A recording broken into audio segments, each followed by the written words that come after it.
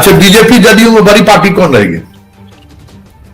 देखिए, जो इंडिकेशन लग रहे हैं उसमें जदयू को जितनी सीटें आएंगी, ठीक है, उतनी सीट में बाकी 3 दल, बाकी 4 दल रहेंगे एनडीए के। नमस्कार।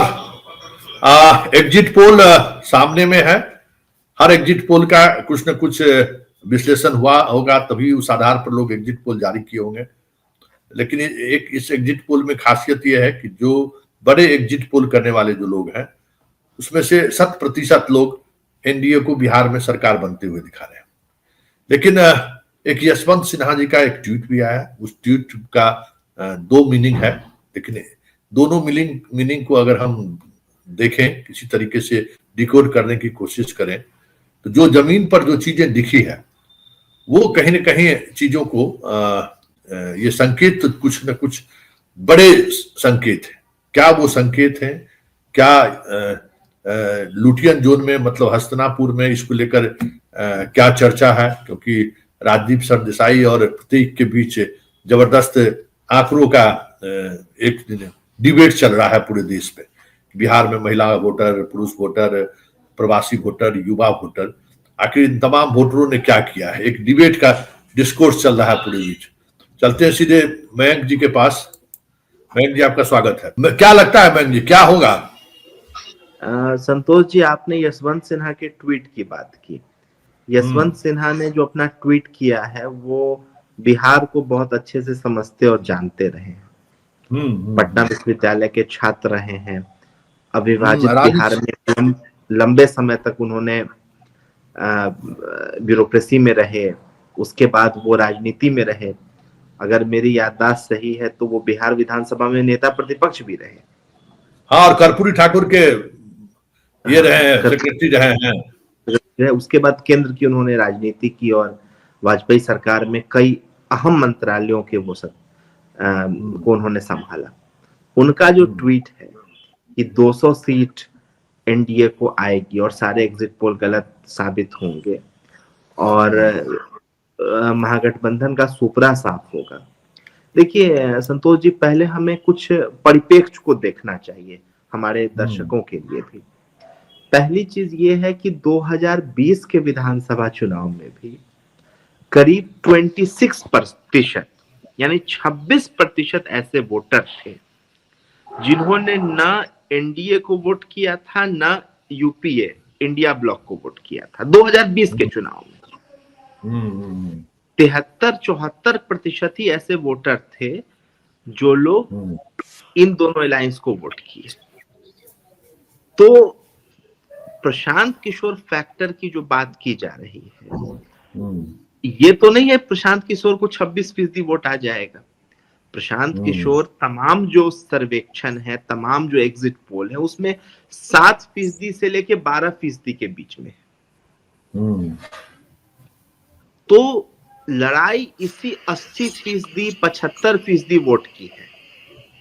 हमें ये चीज समझने की जरूरत है कि कोई भी सर्वे करने जाता है व्यक्ति तो वो वोकल वोटर से बात करता है। जो वोटर एग्रेसिव है, जो बोल रहा है, अपनी बात को कह रहा है। आप ही जाते हैं मिलने ग्राउंड पे तो जो वोकल वोटर है उनसे आपकी बात होती है। ये कौन लोग हैं? ये अगर मुख्यतः हम देखें तो ये या तो सवर्ण समाज के लोग हैं, या यादव समाज के लोग हैं, या कुछ हद तक मुस्लिम समाज के लोग हैं, और कुशवाहा पासवान जैसी जातियों के लोग हैं। ये जो पूरा जो ब्लॉक है अपर कास्ट का, यादव का, पासवान का, कुशवाहा का, ठीक है, मुस्लिम लीजिए उसमें, ये कुल बिहार के वोटर का 50% है, 52% है। बाकी जो 40-45% वोटर है, जो अति पिछड़ा वोटर है, जो महादलित वोटर है, जो चुप्पा वोटर है, ठीक है, जो अपनी बातों को वोकल तरीके से, मुखर तरीके से नहीं रखता है, वो वोटर कहाँ वोट किया है चुनाव परिणाम वो तय करेगा। वोट उसने भी गिराया है, तभी तो 68% और 67% पोलिंग हुई है। वोट तो उसने भी किया है, उसने वोट कहाँ गिराया है और उसने क्या इनमास वोट गिराया है एनडीए को। तमाम इंडिकेशन उस तरफ ले जा रहे हैं कि ये जो वोटर है 40% अति पिछड़ा और महादलित, इसने नीतीश कुमार को देख के एनडीए को वोट गिराया है। ये ग्राउंड पे फीडबैक इंडिकेट कर रहे हैं उस तरह से, क्योंकि उसके कई कारण हैं। नीतीश कुमार को वो अपना नेता मानता है। 2005 से जो नीतीश कुमार ने इन वर्गों के लिए काम किया, चाहे वो आरक्षण के मुद्दे पे काम किया, आप देखिए ना पंचायती राज व्यवस्था में किस तरीके से इन वर्गों को आरक्षण दिया गया, उससे इनका पॉलिटिकल मोबिलाइजेशन बढ़ा, काफी बढ़ा। लोग कहें कि रबर स्टाम्प मुखिया है, अलग चीज है, लेकिन मुखिया तो वही है। हाँ, सच्चाई है ना।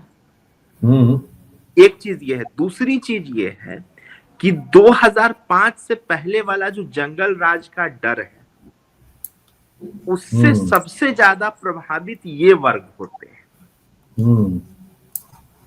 क्योंकि जो दूसरे वर्ग हैं, जो सबसे वोकल है, बूढ़ा बाल, ठीक है, वो तो लड़ लेंगे उस जंगल राज से, और लड़े हैं 1990 के बाद, ठीक।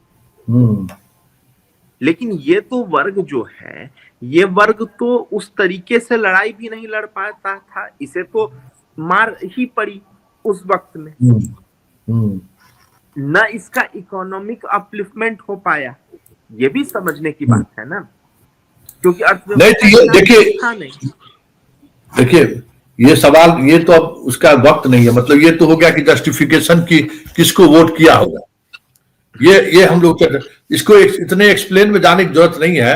मतलब ये जो 200 पार का जो जसवंत सिन्हा जी का ट्वीट है, वो व्यंग है या फिर आपको भी लगता है कि वो स्थिति बने? संतोष जी, अगर हवा होगी तो ये 200 तक ले जाएगी, मैं बड़ा स्पष्ट मानता हूं, और वो हवा दिखी है, मुझे तो दिखी है व्यक्तिगत तौर पे। अच्छा, 180 से 200 की हवा की तरफ ही मुझे दिखी है। उसका मैं कारण देता हूं, ठीक है। एक सीट है सीतामढ़ी की विधानसभा की सीट, सदर की सीट है। वहां सुनील कुशवाहा जो राष्ट्रीय जनता दल के उम्मीदवार हैं, उनके 80% काडर वोट है। उन्हें हर हाल में चुनाव जीतना चाहिए, क्योंकि कुशवाहा है, यादव है, मुस्लिम है, तीनों अच्छी संख्या में है उस विधानसभा सीट पे। ना कोई वोट कटुआ उम्मीदवार है, ठीक है। हाँ, बनिया वर्ग से 2 वोट कटुआ उम्मीदवार जरूर खड़े हैं सुनील कुमार पिंटू को कमजोर करने के लिए, लेकिन तब भी वहां नेक टू नेक फाइट हो गई है। आरजेडी को हर परिस्थिति में वो सीट 10,000 से ज्यादा वोट से जीतनी चाहिए, लेकिन कल जो वोटिंग हुई है, ठीक है, और आज जो लोगों से बात हो रही है, तो वहां नेक टू नेक फाइट है, कोई भी जीत सकता है। सुनील कुशवाहा भी जीत सकते हैं, पिंटू भी जीत सकते हैं। वो सिर्फ इसलिए हुआ है क्योंकि नीतीश कुमार का जो चुप्पा वोटर है, जो अति पिछड़ा महादलित वोटर है, वो कमल की तरफ गया है। तो बाजपट्टी की सीट है, बाजपट्टी की सीट उन आखिरी 40 सीटों में होगी या 43 सीटों में होगी जो जीतेगा एनडीए, क्योंकि क्या बात करते हैं? हाँ, मैं आपको बता रहा हूं, ठीक है, क्योंकि बाजपट्टी तो कोई प्रचार करने भी नहीं गया है, मैं आपको वही तो कह रहा हूं। और बाजपट्टी की सीट पर, उस सीट पर जहां चेक को लेके तमाम चीजें कही गई हैं, ठीक है, उस सीट पे जहां यादव मुस्लिम का वोट करीब करीब 42% है, 42% है। मुसलमानों की आबादी वहां 25% से ज्यादा है, यादवों की आबादी 15% से ज्यादा है। उस सीट पर भी आखिरी पोलिंग के दिन आरएलएम फाइट में आ गया। इसकी संभावना ज्यादा है कि राष्ट्रीय जनता दल वो सीट जीते, ठीक है, लेकिन फाइट में आ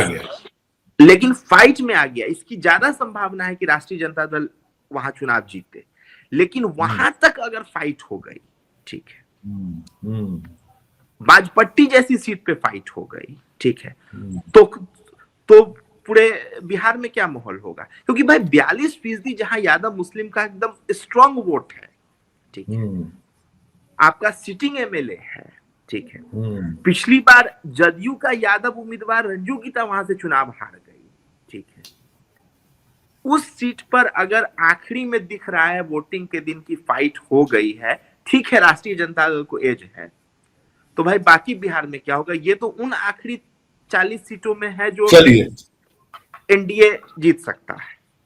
हम्म, तो मुझे आंकड़ा कहीं ना कहीं 180 के करीब लग रहा है। उसका आधार आपने बताया ही है। जी, उसका आधार है क्योंकि देखिए, इन मास जो वोट है इन 40% वाली जातियों का, वो एनडीए को पड़ा है और उसके चेहरा नीतीश कुमार है। अच्छा, बीजेपी जदयू में बड़ी पार्टी कौन रहेगी? देखिए, जो इंडिकेशन लग रहे हैं उसमें जदयू को जितनी सीटें आएंगी, ठीक है, उतनी सीट में बाकी 3 दल, बाकी 4 दल रहेंगे एनडीए के, भाजपा, लोजपा, आरएलएम और मांझी जी की पार्टी। इन नहीं नहीं, चारों जब को मिला नहीं नहीं नहीं, करीब एक मिनट मयंक जी, जब वोट स्विंग किया है इस तरीके से, तो बीजेपी वाले में काहे ने स्विंग करेगा? नहीं नहीं, मैं बीजेपी वाले में भी स्विंग, मैं क्या कर रहा हूं, स्विंग किया है, लेकिन ये जो सीटें हैं ना, जो 40-41 की करीब जो सीटें हैं, ये वीक सीटें हैं। अच्छा, ठीक। ये जो एनडीए की 41 सीटें हैं, ये वीक सीटें, उसका कारण है इन सीटों पर जो शुरू में जो बंटवारा हुआ 202 सीटों का, तो जो मजबूत एनडीए की सीटें थी वो तो इन दोनों पार्टियों ने रखी हैं। दूसरा बात है, सिंबल भी असर करता है ना, सारे लोग तो पढ़े लिखे नहीं है, वो तो तीर नहीं है, खोजा जा हाँ, करके अपने हाँ, बूथ पर, तीर तो मिला नहीं। अब सिलेंडर छाप कितनों को पता है कि भाई आरएलएम का सिलेंडर छाप है। मतलब आप ओवरऑल यही है कि 200 180 से 200। हाँ, मैं इसी के बीच ही आंकड़ा मानता हूं, और इस आशय के साथ कि जदयू को करीब करीब उतनी सीटें मिलेंगी जितना बाकी इन 4 दलों को मिला के मिलेगा। चलिए, बहुत बहुत धन्यवाद। 2-4 का इधर उधर हो सकता है। ठीक है, चलिए, ओके, धन्यवाद। ये हमारे साथ दिल्ली से मयंक थे।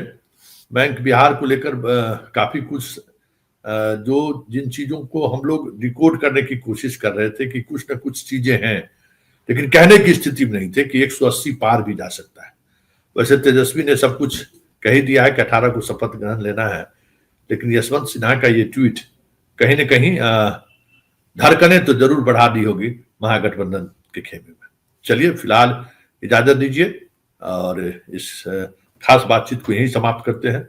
नमस्कार।